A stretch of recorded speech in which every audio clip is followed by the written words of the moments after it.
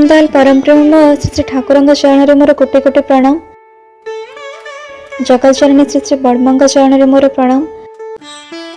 जोगाचार्य श्री श्री बरदांग चरण मोर प्रणाम।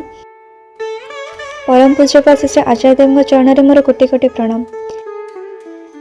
आज भिडियो देखुथिबा समस्त गुरु भाई और माँ मान जय गुरु। गुरु और सद्गुरु जननी स्वप्नदुष्ट सद्गुरु निकटरू सर्व प्रकार भजन साधन पद्धति शिक्षा करथिले। सुतरां वंश परंपरा क्रमिक गुरु निकटरू ताहांको दीक्षा ग्रहण करने होई नाही। विशेषतः सद्गुरु लाभ ही शास्त्र और विधिसम्मत कार्य।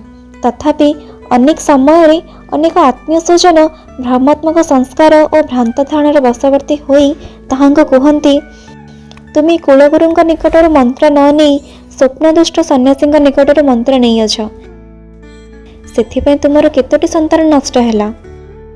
ताहा श्रवण कर जननी उत्तर दियंती, कुलगुरु अनुपयुक्त बा चरित्रहीन साधना संपत्तिहीन हेले मध्य तांको निकटर दीक्षा ग्रहण करने को हेबो।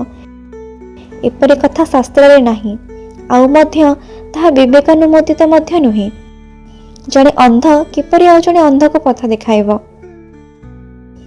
लोक देखाणिया गुरुकरण कार्य तो सिद्धि लाभ हुए नहीं। जदि प्रकृत दीक्षा ग्रहण करने हुए ताहाले सद्गुरु व्यतीत प्रकृत गुरु व्यतीत लघुतर व्यक्ति द्वारा से कार्य हो पारे नहीं। सद्गुरु नहेले ठीक ठीक आदर्श हो पारे नहीं। जो व्यक्ति लोकंकर आध्यात्मिक उन्नति सहायता समर्थ नुहे से वंश हिसाब से गुरुवंशर लोक सत किंतु गुरु हो पारे नहीं। जो गुरु भगवान लाभ कराई पारती से गुरु ही गुरु।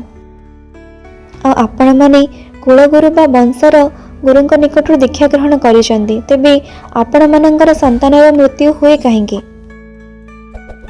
आपण मानक मध्यरे अनेकंकर तो अनेक संतान मृत्यु मुखर पतित होइचंती। आपण माने कुलगुरु को धरी शोक दुखरे अधीर होई निरानंद काल कटाइचंती। आउ सद्गुरु कृपारे तांको आश्रय रे रही संतान शोकरे मते अधीरा हेबाको हेउ नाही, निरानंदरे काल कटाइबाको हेउ नाही।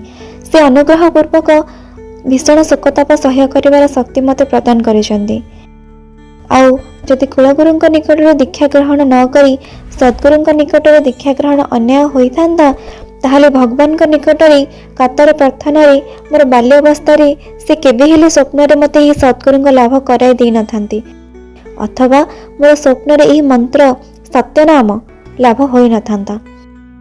आपण मानकर कि